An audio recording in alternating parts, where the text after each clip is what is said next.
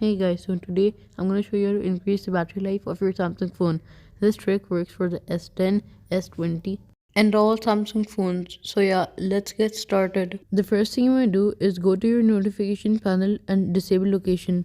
Location uses resources in the background, so if you want more battery life, I would recommend disabling location. You can also save some battery by disabling the always on display. You have to disable the 120Hz refresh rate if you have it on. To do this, open settings, tap on display, then tap on motion smoothness, and then tap standard and apply. Also, if you want to save your battery, lower your screen brightness. I recommend keeping it a bit below medium. Also, using power saving mode saves you a lot of battery. To do this, swipe down from the notification panel and tap on power saving mode. Oh, also, I forgot to mention this in the recording. If you want to save battery life, you should also turn on dark mode.